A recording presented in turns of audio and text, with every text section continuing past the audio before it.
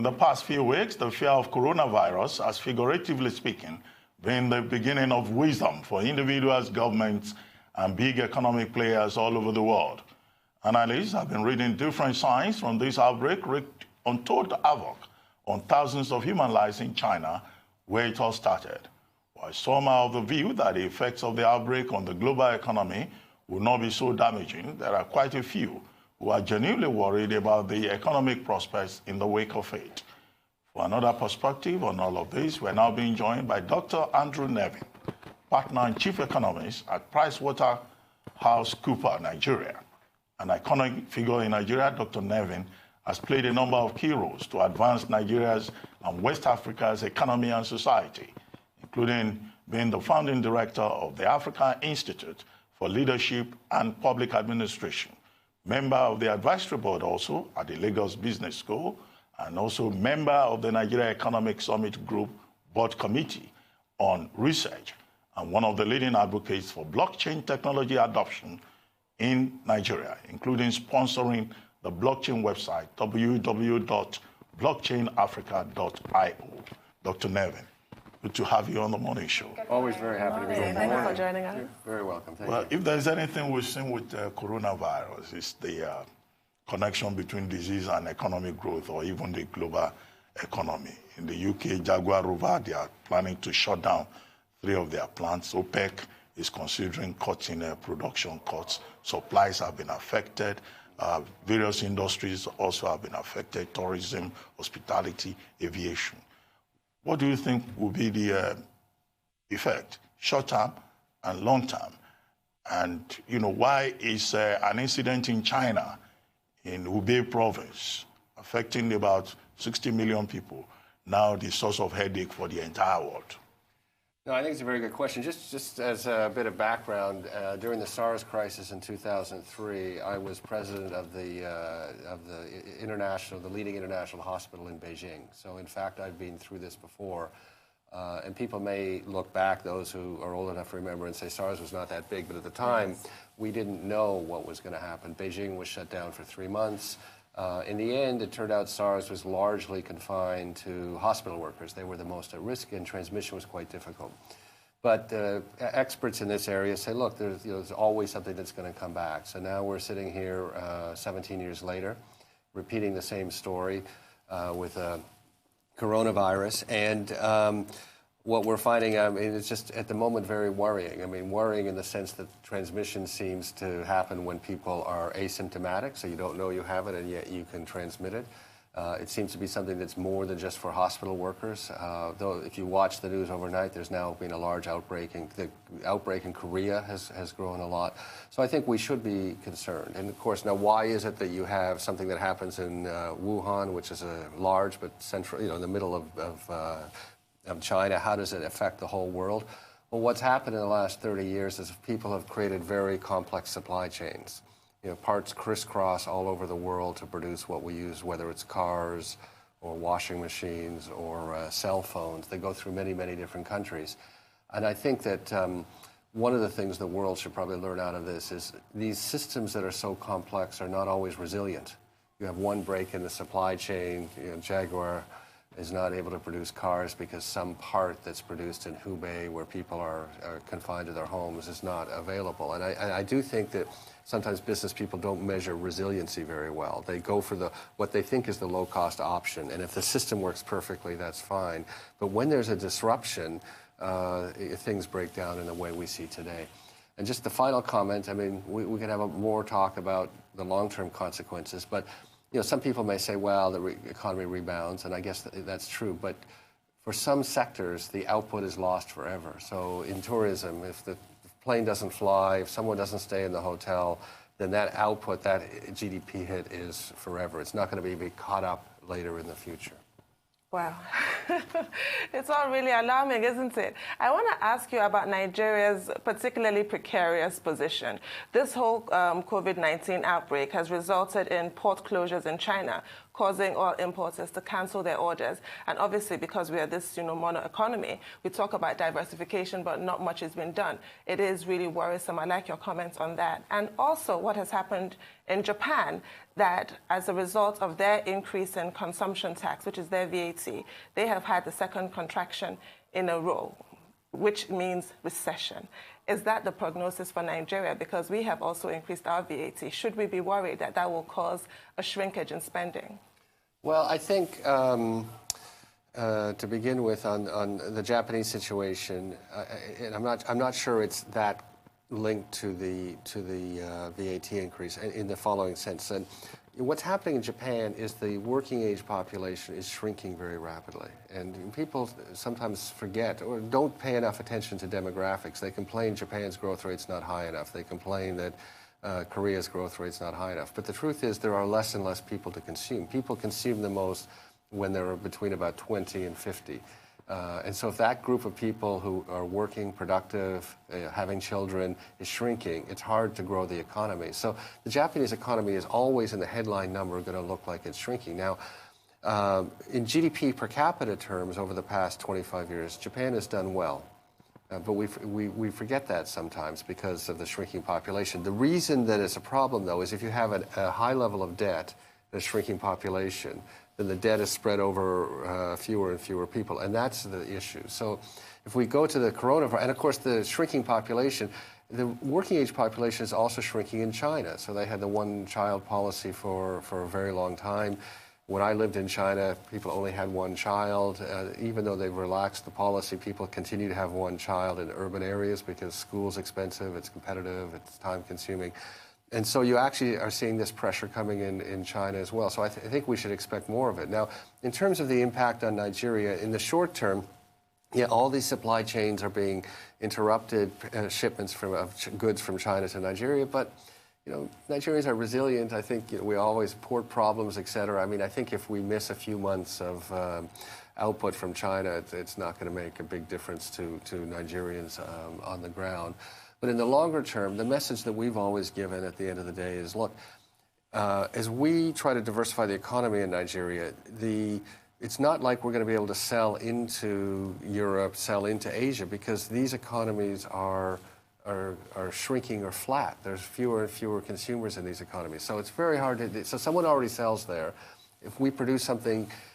we have to displace someone who is already producing for them, right? That's a difficult thing. What is more attractive for Nigeria is to produce things for Nigerians and ultimately to produce things for Africans, where the market is expanding. But the only place on the planet where the number of working age people is increasing is actually in Africa. And of course, the biggest increase is in Nigeria, but we're not, taking advantage of it. And it's such a shame because I was going to bring that up with you, the fact that Africa does need to trade with Africa. And when you look at a situation like this with COVID-19 and this huge outbreak, it makes you wonder because we're so dependent not only on other nations, but we have to understand that even just the way we trade with countries like China means that it is going to have an impact, which is why we're here talking about the short, medium and long-term effects. But how important is the implementation of the AFCFTA and how important is it for it to be allowed to actually flow and work as a system for Africa and African economies? I mean, we're speaking about unemployment, underemployment. How much will this Africa Free Trade Continental Area Agreement do? Well, I think, so our view, I mean, we've been supportive of it, and just also because of this basic thing, if Africans don't trade higher value-added products with Africans, Africa cannot become prosperous, just mathematically impossible. But what we've always said about AFCFTA is this is, it's part of the Africa Union's 2063 project. I mean, it's a 50-year, this was announced in not AFCFTA, but the 50-year program for Africa. So AFCFTA to us is not something that's going to have a huge impact in 1, 2, or 3 years, right? Because there are many pieces to it. There's obviously the agreement, but then there's the detailed agreements, but then there's actually making trade work, which a lot of it's around infrastructure that connects countries together. A lot of it's around trade barriers at the very micro level. I mean, there's a lot of trade, obviously, that happens between Niger, Mali, Nigeria, but of course that's been disrupted by the border issue in relation to security issues. So we don't view it as something that's short term, 1, 2, or 3 years. What we would like to see is Nigeria and all African countries sort of say, we're committed to kind of be on this journey, and we're just going to take it step by step by step. But if you look at the EU, and I mean people are critical of the EU, but I think you forget the historical context. You had the most devastating armed conflict ever in the world, caused by Western countries.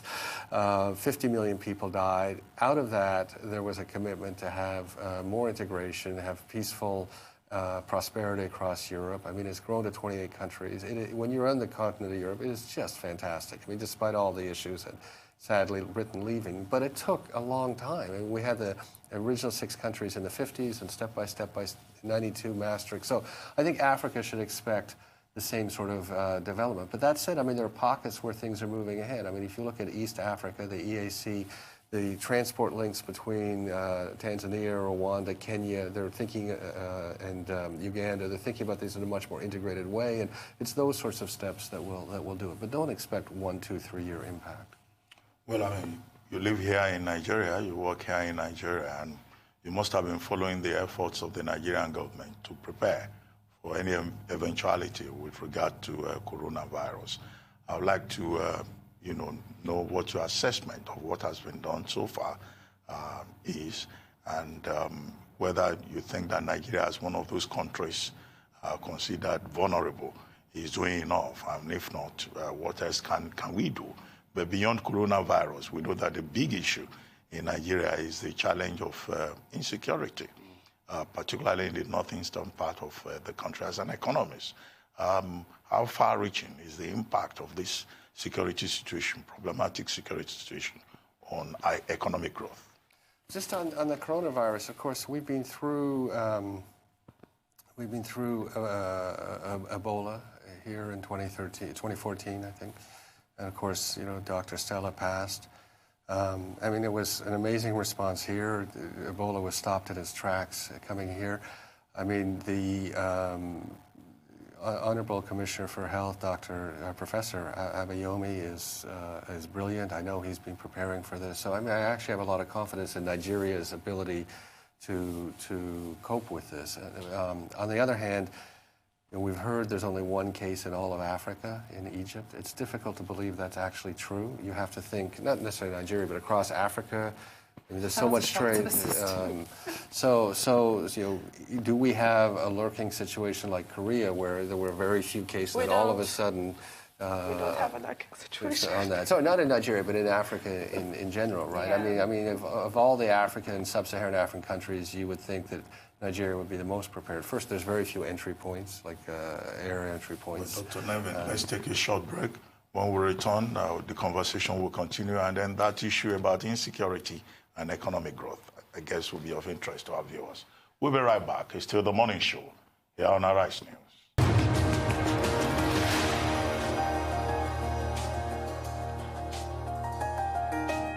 Welcome back to The Morning Show here on Arise News. Still with us in our Lagos studio is Dr. Andrew Nevin, partner and chief economist at PricewaterhouseCoopers, Nigeria. Dr. Nevin, before we went on break, you were commenting on Nigeria's handling of the threat of coronavirus, and you were also going to talk about insecurity and economic growth. Yeah, and of course we can't comment on security and security policy, but in terms of its impact on the economy, I mean, obviously we see around the country, I mean, it's just difficult to do business and conduct business. I think one of the factors, though, for those of us dealing with the outside world is, I mean, as serious as the security situation may be, the outside world often exaggerates it, right? So what happens is, when we look at our FDI, our foreign direct investment, why are people not coming? Well, they're not coming because they read about issues in the northeast of the country. We all know if we live in Lagos or the southwest, there's businesses being conducted and people are getting on with things. And yet the foreign investor reads the headlines and they decide not to come because of events that happen 2,000 kilometers away. So that's, I think, a real issue for us. The narrative outside of Nigeria is it's not around this incredible diaspora who are very successful around the world. It's not around the dynamism in different parts of the country. It's about all they see are the negatives and the security issues. So then that creates a real problem for for Nigeria. That's a very important point, and it leads me to ask about the Trump ban on Nigerian immigrants. How do you think that could affect FDI, and more importantly, our diaspora remittances? Because most of them come from America. Yeah, so we haven't commented on it officially, but I posted some things that just point out again to people if the intent is, the diaspora. There's been no one from Nigeria, as far as I can tell, who's ever caused a death in a terrorist-related incident in the United States. And of course, the diaspora and the level of education of the Nigerians that emigrate to the United States is much higher than the average American. So it seems a little bit at odds. The United States is an ally of Nigeria. It's a security partner of Nigeria. So, but you're now seeing in the press discussions of how to get this reversed, and hopefully we'll see it reversed. But obviously, if over a long period of years, 3-4 years, you'd start to see an impact, a decline in the diaspora remittances. But remember, what happens is, the reason diaspora remittances are going up so fast is because the diaspora has been going to Canada, UK, United States for a long time. So you're building a larger diaspora who are earning more and more, and then each year more go, and those two things add together. You'd still get the impact of Nigerian Americans who are already there, who are increasing their earning power. So I don't think you'd see remittances drop off necessarily in the short term. And I have to believe in the next year that this policy will be reversed.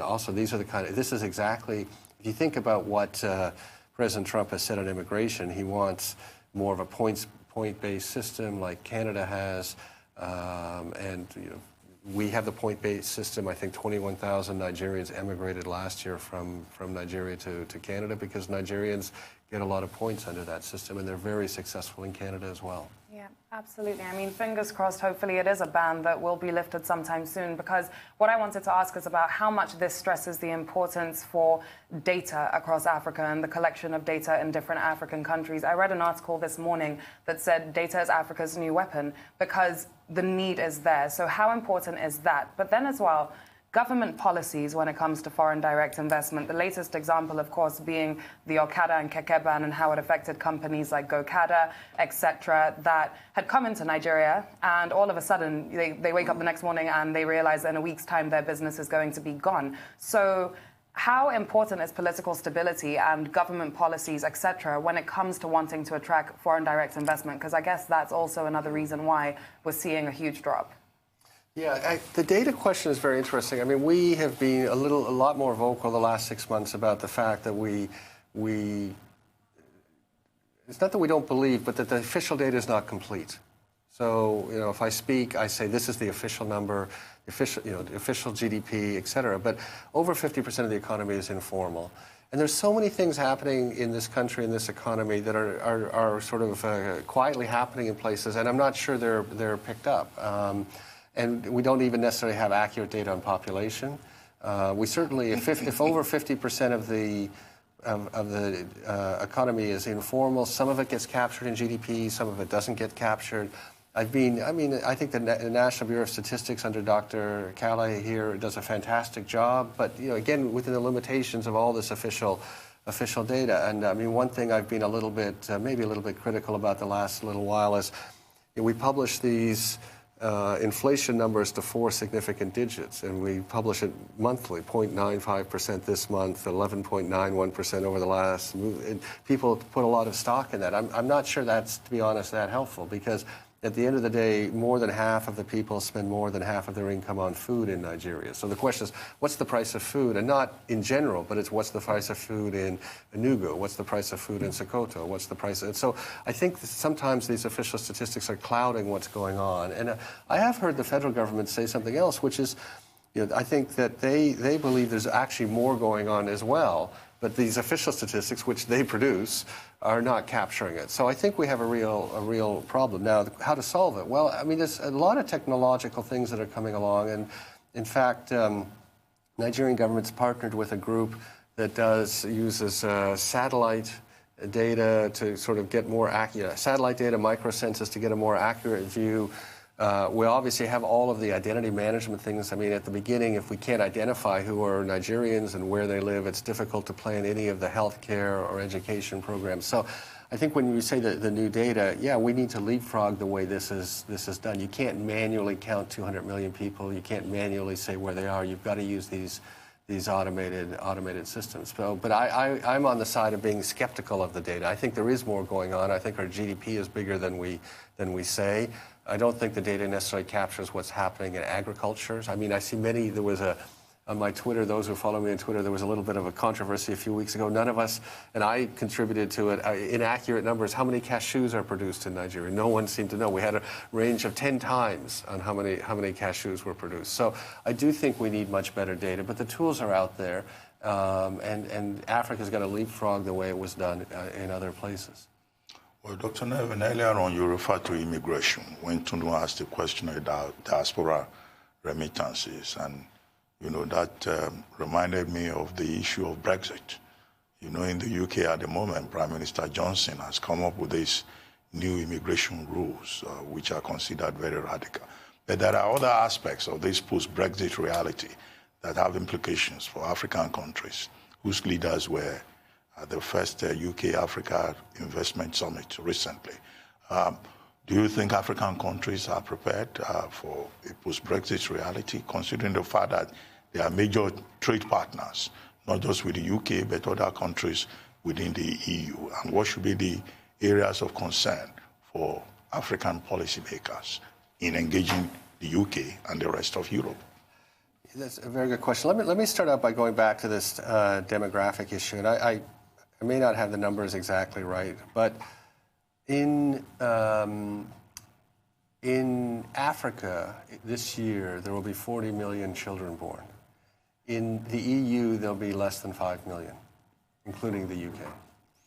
So that tells you in 20 years' time, there will be 40 million 20-year-olds in Africa, and there'll be 5 million 20-year-olds, less than 5 million 20-year-olds in the EU. Now, if you just think about how the world works and the shift in demographic weight, and at the end of the day, EU needs Africa a lot more than Africa needs the EU. And I think that our perspective has always been Nigeria, Africa as a whole, should be engaging economically with everyone. Obviously with China, some issues there. India is a very good partner for Africa because there are many similarities. Europe as well, in North America, even Brazil more and more. If you think about agriculture, there was an agreement signed between the federal government and the Brazilian government because they've done very well on agricultural processing. So Africa should be engaging with everyone. Obviously, there are huge ties to the United Kingdom. The United Kingdom, I think, has made real efforts. If you deal with the High Commission here, the British people here, DFID, et cetera, they really are making an effort in Nigeria. But it's a little bit contradictory. You have this UK summit.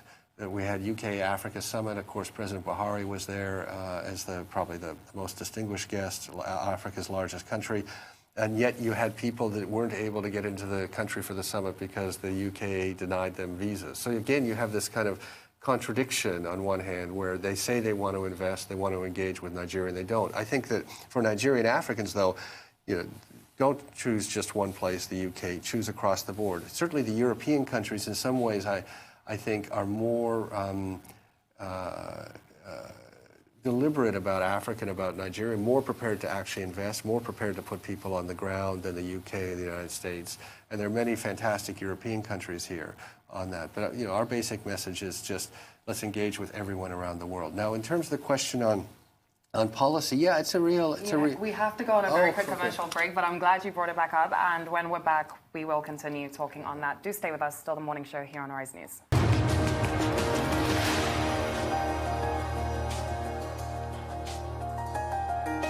Welcome back to the morning show here on Rise News. Dr. Andrew Nevin, partner and chief economist at PricewaterhouseCoopers Nigeria, is still here with us on the morning show. And before we went on a break, you were about to speak on... Question of policy. Yes. Right. So this issue of instability in policy, I think there's been a lot of progress in the country. If you go back 3 or 4 years, it wasn't clear that the federal government necessarily saw the private sector as critical to the development of Nigeria. That's changed. So they do recognize that we need the private sector to grow. PwC has always said 10 to 15 times bigger in the private sector. You've had people like Yewande over at the NIPC who's tirelessly worked to kind of promote Nigeria and investment in Nigeria. You've had the president himself come out and say that we're open for business in Nigeria.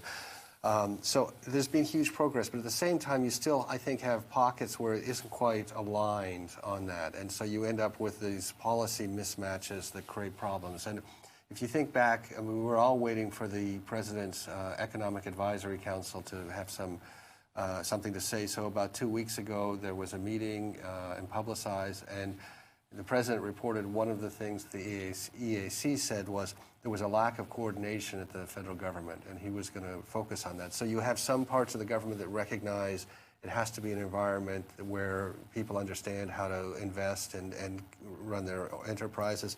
Other parts of the government that are sort of opposed to it. And so then when this happens, like in Lagos State, with the Gokada, it's very difficult because, and I'm sure, I mean, we're big supporters of the governor here, and I'm sure the reasons he put forward for making the ban make sense. It's a security issue, et cetera.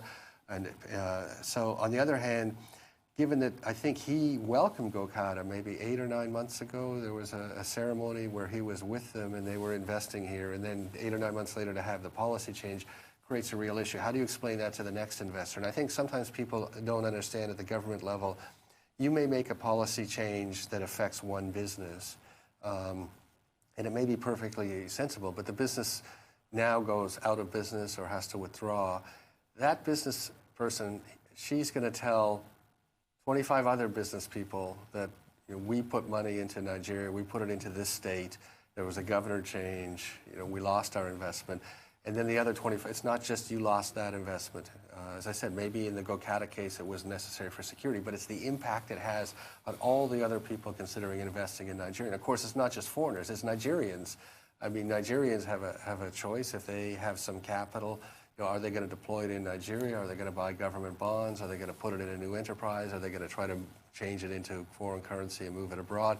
They have those same range of choices, and they look at the same thing. So it is a critical task to make sure that there is some stability. And one of the particular things that businesses have struggled with is the change in governors at a state level. So you have a project at a state that makes sense. The new governor comes in and says, I'm not going to continue what my predecessor says. And the business people say, this is just, how can we now, you're telling us, you want us to invest in your state, but you change policies that your predecessor had or projects that your predecessor supported, so that those people lost money. So we can't sort of, you may give your word, but if the next governor is going to make that change. And if I just, highlight a little bit in Canada, in a sense to business, it doesn't even matter who the Minister of Finance is. It doesn't, the ministers come and go. But the policy framework is the policy and changes slowly and changes in a deliberate way. Wow, that is actually a really good point. And, the kind of scathing reviews that some of these investors will give has done incalculable damage to Nigeria. Richard Branson is just one of several examples. What he had to say about Nigeria when he had to pull out was not the most pleasant. Now, you had this tweet, because you mentioned Twitter earlier, where you referred to the Federal Accounts Allocation Committee distributing 647.3 billion naira in January 2020, and that works out at 3,500 naira per head. Can you expand on that? That's dreadful. Well, I think that, I mean, one of the things that has taken me a long time to learn in more than a decade here is people, when I arrived, people always had this view of this powerful government, powerful federal government, wealthy federal government. Maybe it was obviously wealthier at $100 oil, but the truth of the matter is that the overriding unique feature in Nigeria is how small this public sector is compared to any other country that I've experienced, right? And the reason we highlight these numbers is because you hear billions of naira, hundreds of billions of naira, trillions of naira, you tend to think, wow, the government must be large. But at the end of the day, per Nigerian, there's effectively very little public sector. So that's why we translate it into per capita. So then you say, I mean, on an annual basis in 2018, there was about, in spending terms, not revenue terms, but spending terms, there was 60,000 naira per Nigerian spent by the public sector in 2018. So then how is it possible to deliver security, infrastructure, primary health care, education, power for 60,000 naira per Nigerian? The short answer is it isn't possible. So what happens, of course, is Nigerians organize themselves. So they deliver their own power, their own security, their own infrastructure, their own education, their own health care. So we've coined the term the self-organizing nation. Nigeria is the self-organizing nation. And I think this highlights maybe what is the really most difficult issue right now. And of course, the IMF is about to put out its Article 4. But we've had a social compact. When I arrived, the social compact was very simple. The government was financed by oil. The people self-organized. The government didn't ask for any tax money. And the people didn't ask for any services. And that was the social compact, for better or worse. Now what's happened is that social compact no longer works.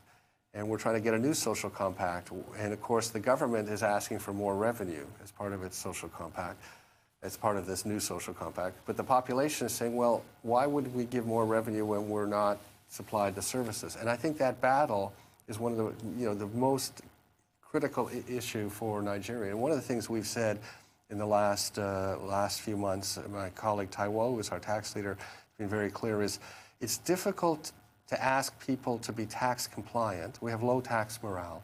It's difficult to ask people to be tax compliant when the government itself is not tax compliant. So you have the MDAs and the government. Are they paying their PAYE? Do they remit the VAT, their portion of the VAT? Are they paying their part of the pension for their employees? So if they're not compliant, are they paying for their electricity, which is not a tax issue, but it's just a service issue?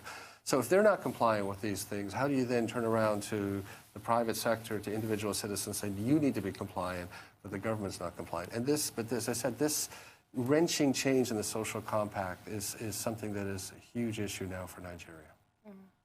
And I was actually going to touch on that, on what Tindran said and just your response to that, and the notion of institutional voids. Because, yes, Nigeria is mainly driven by this private sector that we have, and the public sector is actually quite small. But is the private sector filling institutional voids? And I'll give some examples. Take India and Narayana Health City.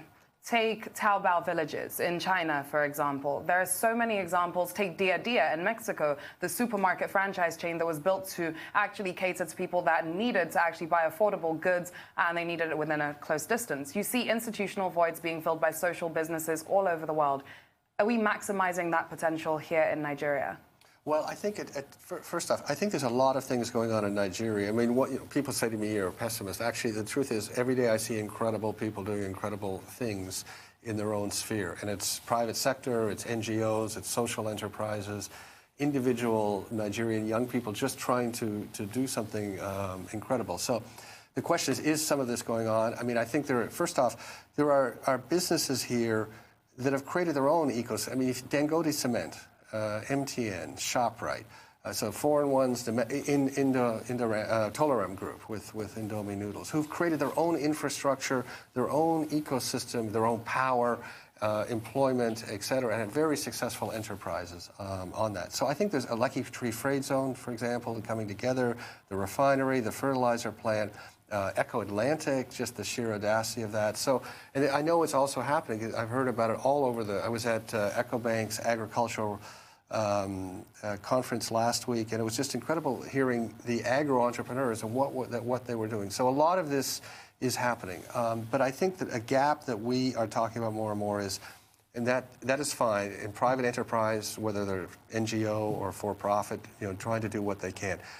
But we still need a better public sector. It's not it's not a perfect substitute for what the public sector should be doing. What we see has not happened enough, and we're encouraging, is for these groups to come together to influence policy. So the organized private sector doesn't go as the organized private sector to influence policy. They go as their industry or their individual company to lobby for what they want. What needs to happen is this private sector as a whole comes together and say, look, to get inclusive growth, we need these sorts of policies. But in addition to that, the private sector and the NGO sector need to be, the for-profit private sector and the NGO sector need to talk more.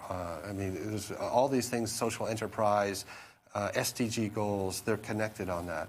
And then the final piece of the puzzle that we see is you see much more happening at the subnational level than when I came, and more recognition of it. So you have individual governors who say, look, I can't rely on the federal government to solve the issues in my state. I need to step up and sort this out And obviously part of that is IGR, part of it is attracting investment, part of it's focusing on education and health. So you have governors like Governor McKinda, Governor El Rufai, ones that I know who are really focused on that. And our hope is that between the private sector getting more organized private sector getting better organized at shaping policy, the NGO sector supporting them and all working together, and the governors, the state level, kind of that three groups together can really affect the policy direction for the nation.